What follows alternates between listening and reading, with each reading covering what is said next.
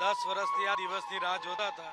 આજે આ સમય આવી ગયો છે જાણે જીવનનું તમામ સુખ અને અમને પ્રાપ્ત થઈ ગયું છે એવી અનુભૂતિ થાય છે. શું કહેશો, મામેરામાં જે વસ્તુઓ લઈને આવ્યા છો, ભેટ સોગાદો શું શું છે તેમાં? ભગવાનના વાઘા છે, ઘરેણા છે અને વાઘા છે ભગવાનના, એ બધું છે અત્યારે. તો જે રીતે અન્ય પણ લોકો છે, આમ તો બહેનનું મામેરું ભાઈ કરતો જ હોય છે, પરંતુ આ વખત ભગવાનનું મામેરું આપનો ભાઈ કરશે, કેવું લાગે? ખૂબ આનંદ છે, ખૂબ હર્ષો ઉલ્લાસ છે. અમારા ત્રિવેદી પરિવાર ખૂબ ખૂબ રાજી છે આથી. બિલકુલ. શું કહેશો, આજના દિવસે તો રાહ જોઈ રહ્યા હતા સૌ? અમે ખૂબ આનંદના ઉલ્લાસ સાથે આજે અનુભૂતિ કરી રહ્યા છે, ખુશીની, અને ખુશીથી આનંદ અનુભવી રહ્યા છે કે આજે ભગવાનની વરઘોડામાં અમને આમંત્રણની સાથે અમારે ઉજવવાનો અવસર મળ્યો છે. બિલકુલ. તો જે રીતે જોઈ શકાય છે કે ભાવિક ભક્તો કેટલી હર્ષોલ્લાસની લાગણી આજે એક ત્રિવેદી પરિવાર જ્યારે ભગવાનના મામા અને મોસાળિયા બને.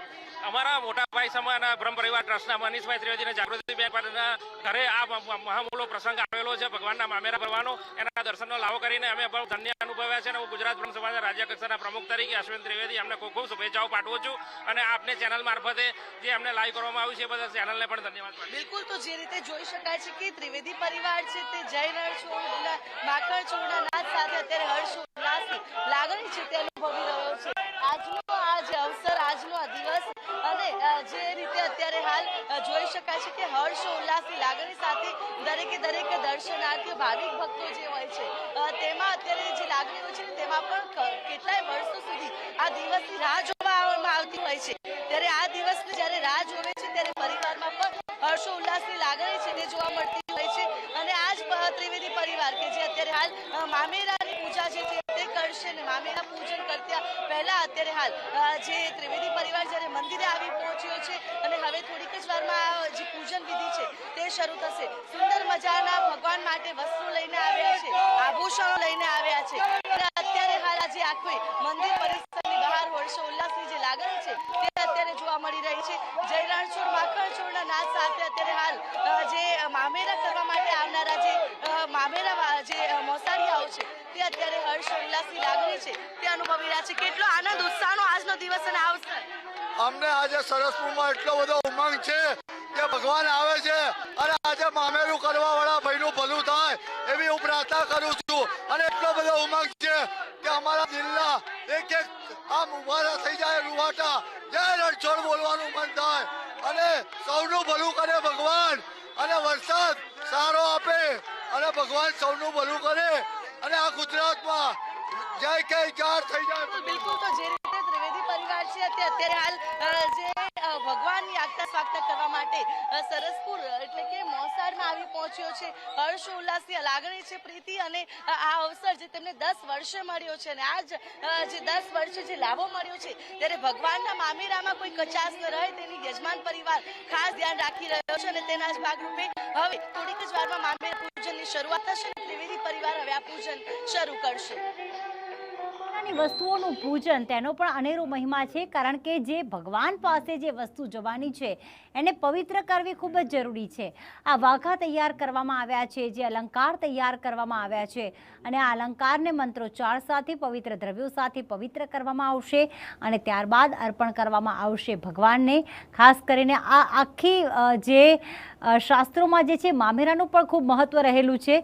ત્યારે રમેશચંદ્ર બાપુએ પણ જાણવું છે કે ત્રિવેદી પરિવાર કેટલો ખુશખુશાલ જણાઈ રહ્યો છે, કારણ કે 10 વર્ષ બાદ આ લાભો મળ્યો છે. જે કહેવાય ને કે પરંપરાગત રીતે જે ભગવાન મામાના ઘરે ગયા હતા બહેનને લઈને, ત્યાં થોડો વિશ્રામ કર્યો હતો, ત્યારબાદ મામાએ ભેટ સોગાદો આપી હતી. ભાણેજને ખાલી હાથ તો મોકલી ન શકાય અને આજે પણ એ પરંપરા યથાવત છે. શ્રુતિબેન, જ્યારે ભગવાન પોતે ભાણેજ બનીને જાય, કેવા 100 બ્રાહ્મણોને તમે જમાડો અને એક ભાણેજને જમાડો, તો આજે એ જે રીતથી પણ આજે ભગવાનને ભાણેજ તરીકે જે મામા બન્યા છે, ખરેખર એ તો બહુ ભાગ્યશાળી જ કહેવાય. કારણ કે ભગવાનના મામા બનવું એટલે તો એ અહોભાગ્ય. એની 7 પેઢી તો નહીં પણ બધી પેઢીઓ તળી ગઈ, કારણ કે એમના કુટુંબમાં કોઈએ મામેરું નહીં કર્યું હોય ભગવાનનું. તો આપણા જે સંસારના મામેરા પૂરીએ તો એમાં કદાચ વધતા ઓછી ગમે તે પડે તો એમાં થોડું ઘણું આપણને કોઈ કંઈ બતાવે, પણ આ ભગવાનના મામેરામાં છે તે હંમેશા ભગવાન ગમે તમે થોડું આપો, ફૂલને ફૂલની પાંખડી આપો તો ભગવાન રાજીના રેડ થઈ જાય.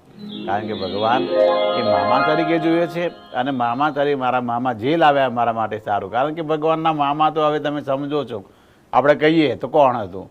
હવે એ મામાએ તો મામેરું પૂર્યું નથી, એ તો મારવા તૈયાર થયો હતો કે ભાણેજને મારી નાખો, મામેરું ના પૂર મારે મારી નાખો. તો એ જ આજ મામા આપણે બન્યા. તો ભગવાનને આ મામેરા પૂરી અને ભગવાનને કહીએ છીએ કે પ્રભુ એક મામા તમને મારવા તૈયાર થાય ને તો અમે મામા બન્યા છીએ તમારા મામેરા પૂરવા માટે. તો સંસારના મામા બન્યા એવા એ ભાગશાળી ત્રિવેદી પરિવાર, એમને પણ હું વંદન કરું છું કે ધન્યવાદ. બિલકુલ એ કહેવાય ને કે એક મામા હતા, જે આપણે જોયું છે કે ભગવાન શ્રી કૃષ્ણના મામા જે કંસ કહેવાય છે, અને એ મામા તો મારવા માટે તૈયાર થયા હતા. પરંતુ આ કહેવાય ને કે હવે આનેરો ઉત્સવ ઘર આંગણે આવ્યો છે, ત્યારે પરંપરાગત રીતે મામેરું પણ તૈયાર કરવામાં આવી રહ્યું છે, વાસ્તે ગાસ્તે. અને અલગ અલગ કહેવાય ને કે ભગવાનના આ રથયાત્રામાં, આ એક યાત્રામાં, ઉત્સવમાં જ્યારે ભક્તો જોડાયા છે, ત્યારે ભક્તો પણ સુંદર મજાના વસ્ત્રો ધારણ કરીને આવ્યા છે. સુંદર મજાના કોઈએ ટેટુ કરાવ્યું છે, કોઈએ જય જગન્નાથ સિંદૂરથી લખ્યું છે, અને ભગવાનને વાસ્તે ગાસ્તે અને કહેવાય કે પરંપરા સાથે ક્યાંક આગળ આ રથયાત્રામાં જોડાયા છે. આપે જે વાત કરી હતી કે એક મામા મારવા તૈયાર થયા હતા, આપણે આગળ પણ જગન્નાથજીના આ સ્વરૂપની વાત કરીશું. કારણ કે કૃષ્ણનું આ સ્વરૂપ જે છે એ અપૂર્ણ છે, એની આપણે વાત કરીશું. અને સાથે સાથે ભગવાનના આ સ્વરૂપનો મહિમા આપને પણ જણાવીશું. સાથે રથયાત્રાના રંગ પણ માણતા જ રહીશું. રોકાઈશું વધુ એક બ્રેક માટે.